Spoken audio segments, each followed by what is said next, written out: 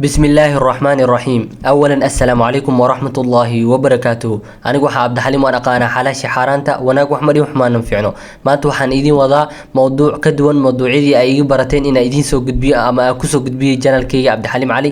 maanta waxaan idin wadaa sirta ugu weyn ee reer Facebook ee ka qariyaan dadka taageero. fadlan walaysa amran haddii aad ku cusubtahay channelka subscribe saar, haddii aad kamid tahay dad ku xiran like saar. maanta waxaa ku wada baraatikay doonaa page-kan oo leeyahay Abdicasiis. si aad Facebook lacag u samaysid waa in aad buuxisaa saddexdan shuruud. waa inaad haysataa 10,000 oo followers ah, ma ahan like, waa followers. iyo muuqaalada haddii yihiin 3 daqiiqo ugu yaraan in la daawado 1 daqiiqo. sidoo kale inaadan jabin xeerka u yaalo Facebook-ga. hadda bal aan eegno page-ka Abdicasiis waxaa laga rabaa 10,000 wuxuu haystaa 22,000. halka like-ga uusan muhiim ahayn, like muhiim ah ma la xisaabiyo. marka page-ka hadda waa laga sameyn karaa lacag, bal aan tijaabino. kadib marka page-ka soo gashid waxaad tagaysaa meesha ay ku qoran tahay Creator Studio. kadib waxaa booqanaysaa meesha ay ku qoran tahay monetization.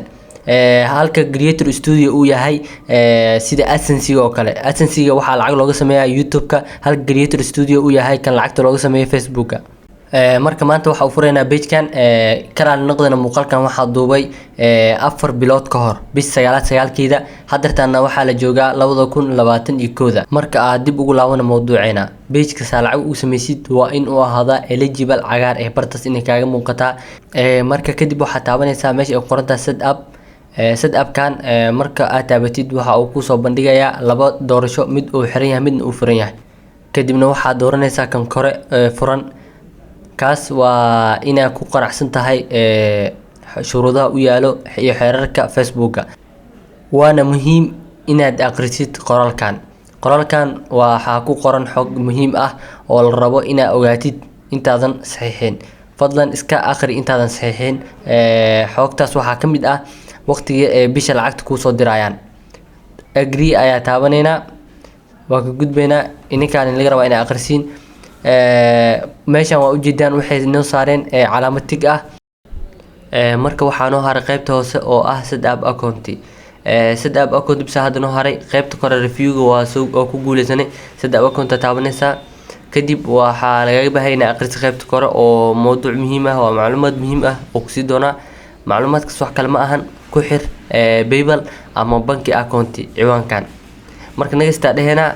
marka intaadan ku xiranin waa in aad cadeysaa macluumaadkan aad buuxisaa ay ugu horeyso country-ga waa muhiim sababtoo ah Facebook-ga wadamada qaar lacag laguma sameyn karo. wadamo oo xadidan ayaa lacag looga sameeyaa oo ay ka mid yihiin wadamada Yurub. marka wadamadaas wadan ka mid ah ayaa ku xiranaysaa iyo addresskiisa isticmaalaysaa. Soomaaliya iyo Africa habaniyeysan. wadamada qaar Africa in South Africa taa Algeria in la soo furay. marka luqadahana way xadidan yihiin sida wadamada ay u xadidan yihiin.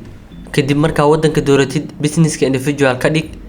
marka hoos u bax waxaa ku soo bixi doona xogtan waa xogta asaasiga u ah in aad lacag samaysid.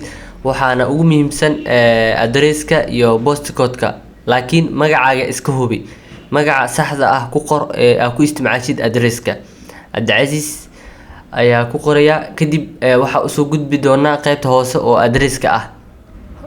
waana laasim inaad iska hubisaa addresska waa kan ugu muhiimsan oo cadeynaya inaad wadanka aad joogtid. kadibna waxaad dooranaysaa town city-ga aad kaga nooshahay. marka aad dooratid waxaa kasii dooranaysaa regionka aad kasii degan tahay town city-ga. marka place-ka saxda ah aad kaga nooshahay aad dooratid, meesha horteeda waxaa ku qoran postcode. saa u jeedin postcode-ka gelinaysaa oo gurigaaga. postcode markaa gelisid meesha hoose waxaa ku qoraysaa phone number-kaaga. kadibna email-kaaga bartas ku qoraysaa oo fariintooda kugu soo dhici lahayd haddii lagu soo aqbalo ama haddii lagu soo diido. kadibna waxa uu gudbaynaa kan ugu muhiimsan. inta aad soo buuxina kan ugu muhiimsan waaye, waana kaarka canshuurta. waa in aad iska hubisaa. waxa uu ka kooban yahay badanaa 10 number oo xarf aan ku jirin waaye. marka waxaad dooranaysaa ka aad isticmaashid. kadibna waxaa ku qoraysaa bartan 10 number. markaa gelisid iska hubine. kadibna waxaad taabanaysaa next. hadsaas waxa uu gudbaynaa qaybta ugu horeysa oo information-ka xogta muhiimka ahayd. marka waxa uu gudubnay qaybta oo payment-iska calsha meesha lacagta lagu soo diraayo. meeshan hoos waxa ku buuxinaysaa magaca aad ku isticmaashid bankiga. halka qaybta korena aad ku qoraysid IBAN numberka oo bankigaaga. tusaale hadaa haysanin bankiga wacaysaa kadib waxaad dhahaysaa IBAN-kayga ii soo sheega. kadib ayaka kuu soo diraa bashqad ahaan. IBAN numberka waa number dheer oo bilowgiisa ay ku jiraan xarfo Latin ah oo af English ah, inta kale tan ay yihiin number oo tiro badan oo ever ay ka buuxaan. marka IBAN numberka markaa gelisid waxaad tig saaraysaa meeshaas hoose, kadibna linki banki aad dhehaysaa, saas ayaa ugu xirtay bankiga. kadibna waxa uu kuu soo bandhigayaa xogtii hadday aad gelisay, iska hubi inay saxan tahay. sidoo kale xog dheeraad ku soo diray oo ah dheedka iska sax haddii uu ka qaldan yahay. tusaale dheedka aad ku isticmaashid bankiga ama baasaboorka ka dhigo. marka aad saxidid kadib confirm dheh oo aqbal. marka sidaas ayaa ugu guuleysanay. haddaa ila socotay inta adina aad baraatikeynaysa oo aad sameynaysay waa ku guuleysatay. marka bashqadan uu kusoo dirayaa. kadib intaa bashqadan dhan dhihi lahayd waxaa ka fiican inaa admin aad dhehid, sababtoo adminka waa qofka kula maamuli karo xogtaas hadda aad gelisay. tusaale hadda Abdicaziz ciwaankiisa ku sameeyey, ciwaankayga ayaa admin ka dhigayaa si aa haddooda xogtaas ula maamuli karo oo aa ka bedeli kara haddaa rabo adreeska wax ama aa ka bedeli karo bankiga wax. marka aad aa dhahay anoo isku dara maanta kadib anigana admin ayaa ka ah page-kiisa oo xagga lacagta, ma ahan xagga caadiga page-ka maamulidda. laba ay kala yihiin, page maamulitaanka caadiga iyo adminka oo paymentiga. marka inaa fahanteen aan rajeynaa. si uu hubiyo Facebook inaa page-ka ciwaanka adiga leedahay, waxa uu ku weydiinayaa passwordka Facebook-gaaga. kadib waa gelinaysaa. markaa gelisid kadib waxaad taabanaysaa meesha cancelka ku aadan oo submit-ka ah. kadib ciwaanka saas ayuu admin ku noqday.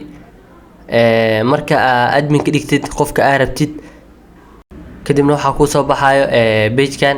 waxaad taabanaysaa dhan ama tam. marka aad taabatid waxaa kuu soo baxayo meeshii hadday aa kasoo bilownay. saa ujeedii meeshan waa meeshii hadday aa ka bilownay oo review-ga ahayd, iyo meeshii ku xigtay aa galnay oo setup-ka ahayd. tigaa nala saar labada meelba. marka submit application aa dhehaysaa. kadib wareegtaan dheer waa uu shaqeyn doonaa. waana processka ugu dambeeyey oo noogu dambeeyey ku xiritaanka lacagta. saa ujeediin haddeertan waa ku guuleysanay, laakiin page-ka waxay mari doonaan review kadib ayay lacagtu si toos u furi doonaan. laakiin si kumeel gaar ah ayay lacagta u furayaan marka koowaad. hadda saa ujeediin si kumeel gaar ayaa lacagta loogu furo page-ka. $2 ayuu shaqeeyey, waana kumeel gaar, ma ahan si toos in loo soo furay. waqti ayayna qaadanaysaa in page-kaaga si toos lacagta loogu soo furo. dadka qaar waqti dheer ay ku qaadataa. sida tusaale page-ka in lasoo aqbalo waxaa ku ogaan kartaa. hadda page-kan saa ujeediin madow waaye, page-kan oo Abdicaziz haddeertan u dirna lacagtan waxa waaye cadaan. marka midabka cadaanka wuxuu sheegayaa in oo weli la aqbalin oo review-ga uu socdo weli. marka la aqbalo waxay noqon doontaa madow, lacagta dollarka ee ka hor muuqato page-ka Abdicaziz. marka saas ula socda asxaabay.